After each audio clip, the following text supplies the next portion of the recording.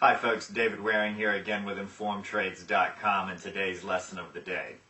In our last lesson we learned about the stochastic oscillator, an indicator which helps us gauge momentum in the market. In today's lesson we're going to learn about Bollinger Bands, an indicator which helps us gauge the volatility in the market as well as how high or low prices are relative to their historical price action. So let's get started. Okay, so Bollinger Bands are comprised of three bands which are referred to as the upper band, the lower band, and the center band.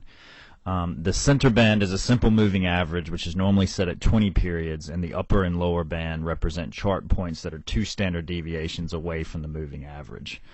Bollinger Bands are designed to give traders a feel for what the volatility is in the market and how high or low prices are relative to the recent past.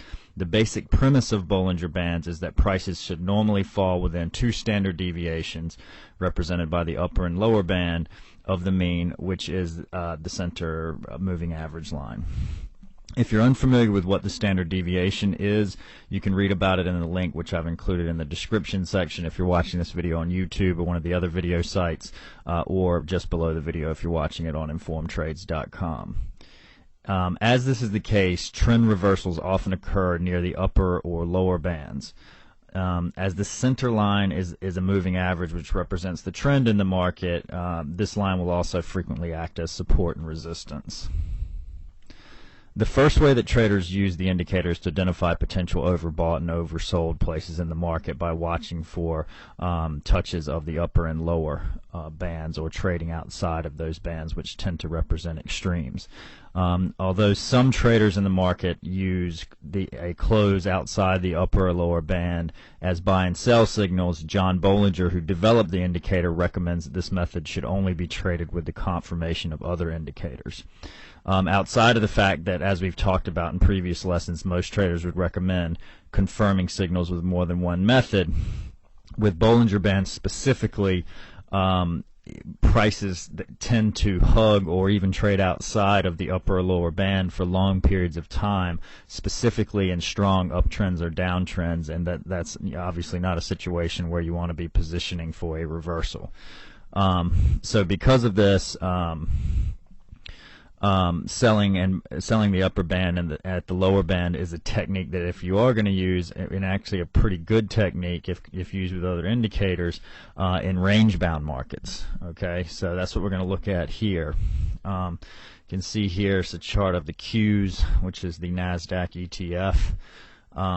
And you can see here we have a ranging market there, we have a trending market here, and you can see that in the ranging market we had multiple touches of both the upper and lower band, but in the trending market it was hugging the upper band for a good portion of that time.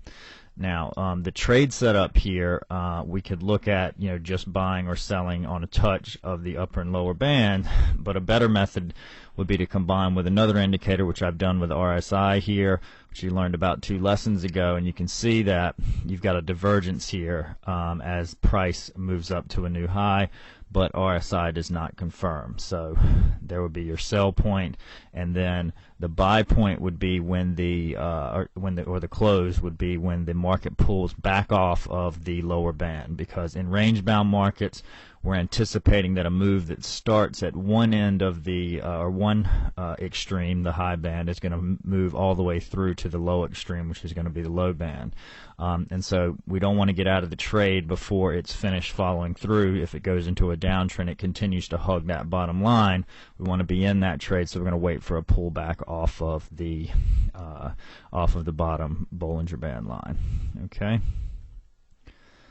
The second method is what's known as the Bollinger Band contraction, and in general, after periods of low volatility in the market, the market tends to rally rather significantly, because as we've learned in some of our other lessons, periods where the market doesn't move that much up or down are indication that neither the bulls nor the bears are winning. So when one side does win, the market tends to move pretty dramatically in the direction of the winning side, whether that be up or down. So low volatility is obviously represented by contracting Bollinger Bands, and high volatility would be represented by widening Bollinger Bands.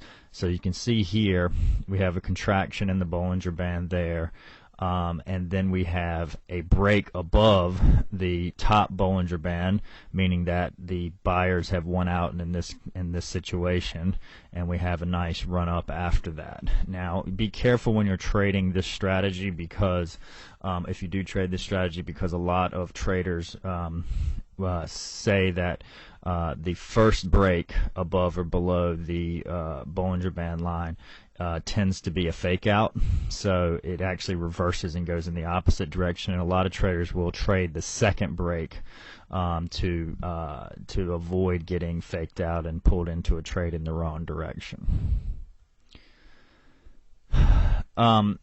Bollinger Bands, because they're an indicator which is plotted on price, are just a good indicator to use with other things, such as some of the things that we've learned so far here. So by looking at this chart, and if you've been through some of our other lessons, you should be able to identify the double top there.